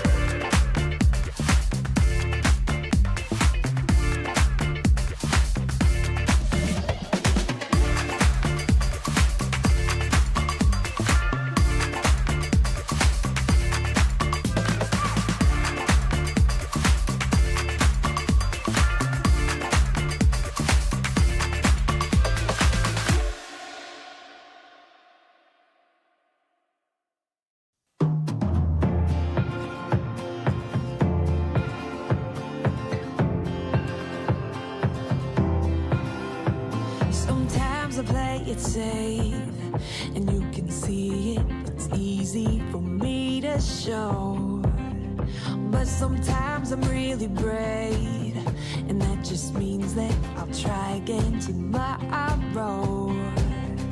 It's my dark created mountains where the valleys used to be. Gotta change perspective if I really want to see that sunrise over the water. I swam over and under, get lost in all the wonder, never call it quits, no. When life hit me apart, I went faster and farther. I just gotta remember I was made for this.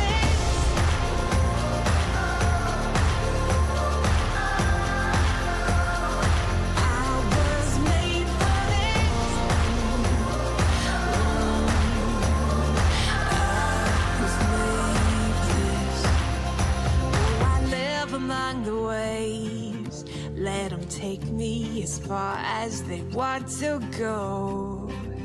And it's time for me to say, they won't break me, I'm braver than I know. It's my dark created mountains where the valleys used to be. Gotta change perspective if I really want to see it. Sunrise over the water, I swam over and under. Get lost in all the wonder, never call it quits, no. When life hit me apart, I went faster and farther. I just gotta remember I was made for this.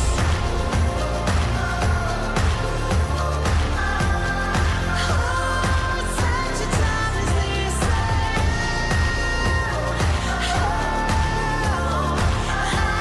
was made for this. Creating mountains where the valleys used to be, and all the things I thought I knew were changing like the seas. Yeah, but I have overcome it all, and I'm still here.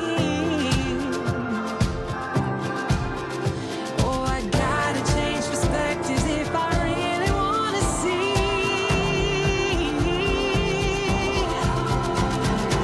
Sunrise over the water, I swam over and under. Get lost in all the wonder, never call it quits, no. When life hit me apart, I went faster and farther.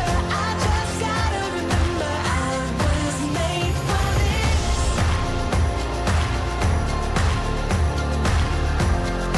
Oh, such a time as this. Oh, I was made for this.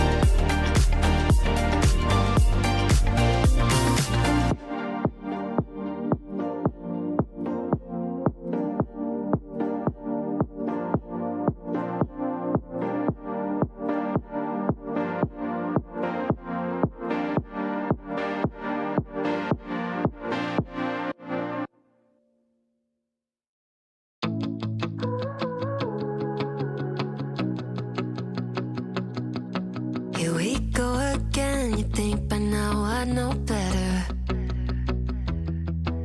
Locked in my head, romanticizing forever. Last love I found, knees met the ground and all my roses died. Swore I was through, but looking at you, I think I changed my mind. Yeah, let's fall in love for the fun of it. Dive in at first and all of it. Oh, what a rush, looking into your eyes, playing it off like it's different this time. Let's break our own hearts for the fun of it. One look and I'm dying to run the risk. I'll live in your head for the rest of your life. Oh, won't you be my hopeless Valentine? My God, don't we look good together? I should be running away, but so what, whatever. Oh, last love I found, knees met the ground and all my roses died. Swore I was through, but looking at you, I think I changed my mind. Yeah, let's fall in love for the fun of it. Dive in at first and all of it. Oh, what a rush, looking into your eyes, playing it off like it's different this time. Let's break our own hearts for the fun of it. One look and I'm dying to run the risk. I'll live in your head for the rest of your life. Oh, won't you be my hopeless Valentine? Oh, won't you be my hopeless Valentine? Oh, won't you be my hopeless Valentine? You're a bad idea. Oh, but every time I see you, all reason and logic cut their losses. Yeah, let's fall in love for the fun of it. Dive in at first and all of it. Oh, what a rush, looking into your eyes, playing it off like it's different this time. Let's break our own hearts for the fun of it. One look and I'm dying to run the risk. I'll live in your head for the rest of your life. Oh, won't you be my hopeless Valentine? Oh, won't you be my hopeless Valentine? Oh, won't you be my hopeless Valentine?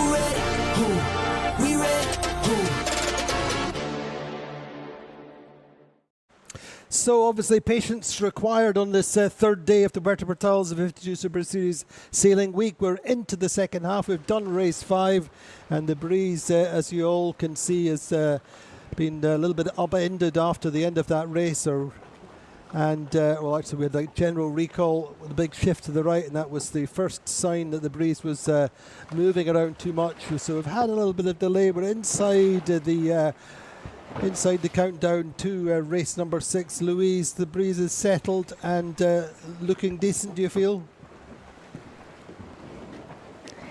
Andy, yes, so the breeze is settled, but I need to say the breeze is quite unstable.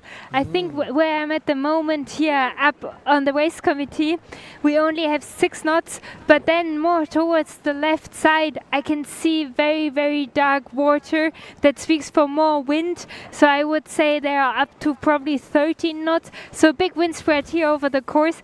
We also moved more to the east, so more to the shore. And we have this eastern gradient now who filled in. We have this coverage of the sky from this super high clouds. So the sea breeze slowly died, and that's why we had this big change here of weather and wind. And for me, everything speaks now even more for the left side than before. We are closer to the shore. We have a gradient wind also coming from the northeast. And it looks, when I just look upwind now, I can also see more wind on the left side, I would say. Nevertheless, I think as it's a gradient wind, there are also wind shifts.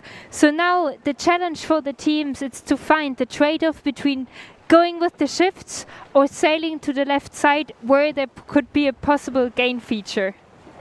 Indeed, so it's going to be a fascinating first beat, fascinating to see where the teams position themselves on the line. And really, say we had to be patient to wait for race 6. It's going to be really interesting.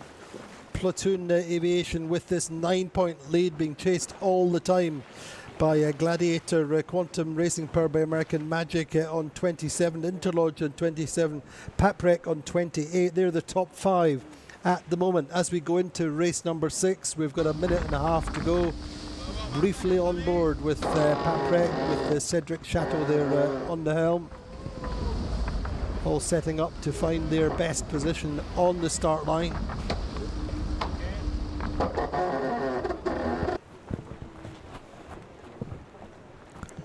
But at just 1 minute to go. Watching to see we're at the committee boat end of the line with our drone shot. Gladiator once again down towards the left-hand end of the group, and AP is flying. I don't want to say I told you so, but this breeze, as Louise said, really is very, very unsettled. Too much of a shift, then going to see whether the teams elect to go across the line and check out that first beat. But so often is the case when we're racing in a thermal breeze and we have a gradient component, the gradient finally wins out and it becomes very, very unstable. So anyway, credit to the race team for persisting, and I'm sure we will carry on. It is presently just on coming up to 4:30 local time.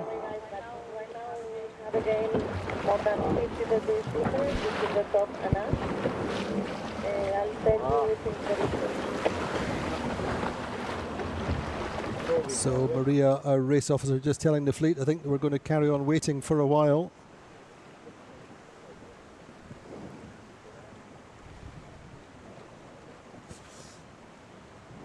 So yes, we're going to have a little bit of a delay.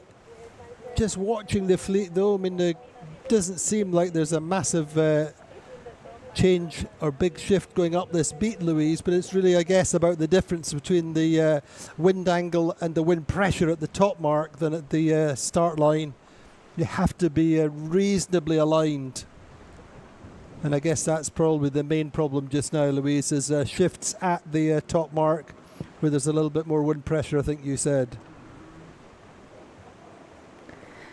Absolutely, Andy, and I think the wind is still very, very unstable, so you also always have to watch out that you don't sail in these patches with light breeze, because then you just lose so much to the boats around you. So now for the race, the upcoming race, it's really about the strategists who also always have to look out for where the boats are going and where the boats are going great and where there is wind or no wind. It just seemed like that they had a big right shift here coming off from the starting line again. I think that's why we have this delay and we need to wait a little bit now. I don't know what exactly will happen next now with the wind, but it fills in, and I think this can be a very complicated, tricky race, Andy. Indeed. Anyway, we're going to have to wait for the meantime. It's interesting just to watch the teams carrying on, sailing up, trying to decipher whether there's a consistent trend in the breeze, working out the shift pattern. Certainly seems to be enough wind pressure as we watch the teams sailing upwind. But it's all about having a fair race course, Louise. It has to be reasonably even and remain so through the whole race. Exactly, Andy, and I think the longer we wait now, the more the gradient will can actually fill in and give us more stable sailing conditions, so that would just make it more fair for all the 13 boats we have out here.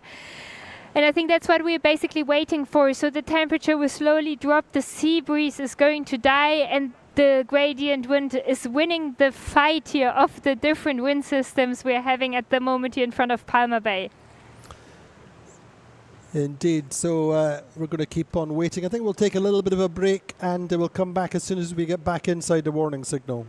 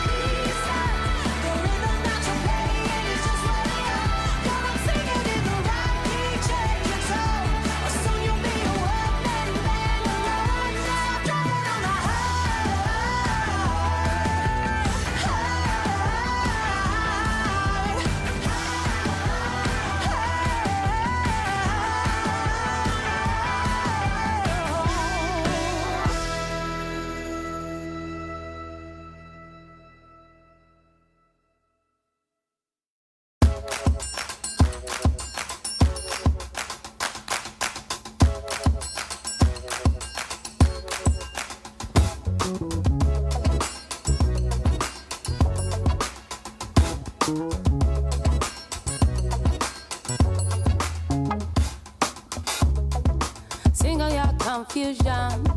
Great brave woman, laughing to illusion. You're not afraid to die, you know dying is alone. Down or up, you're still alone. Laughing or crying, you're all alone. How do you do it? You know I come from pain. You say I can't complain. It's on me. The past is on gone, and the future's unknown. You are telling me, tell me. You are telling me, you tell me.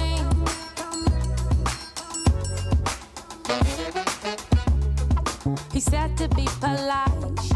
The only way to get what you want, the only way they like you, is to stay in line and follow the crowd. But you stand out, black as the night. You know they're all lying. You know I come from pain. You say I can't complain. It's on me. The past is on gone, and the future's unknown. You are telling me, you tell me.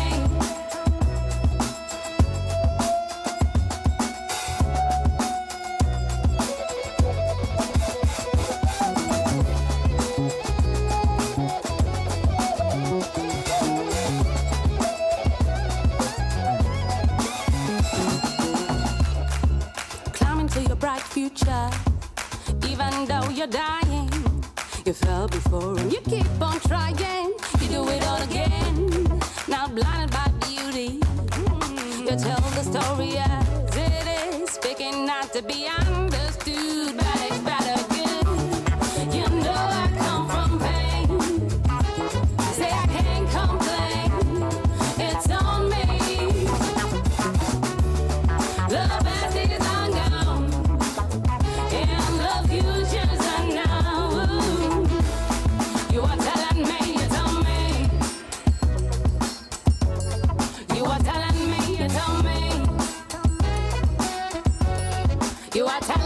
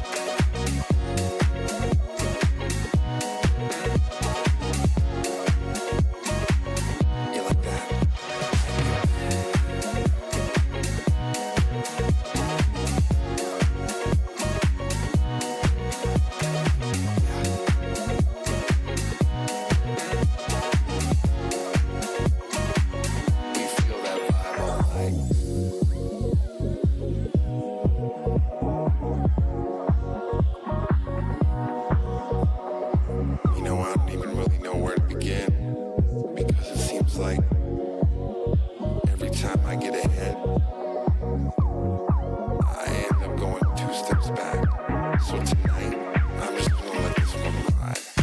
You know what I mean?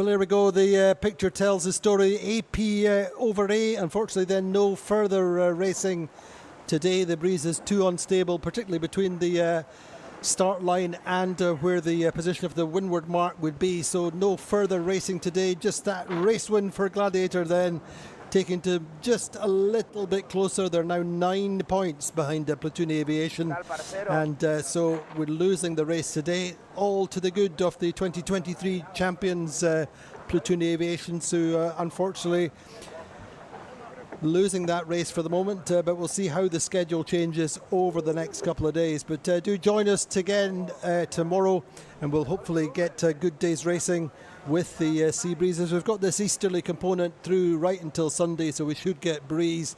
But join us again tomorrow in the Puerto Portals 52 Super Series Sailing Week, penultimate day tomorrow. Join us then.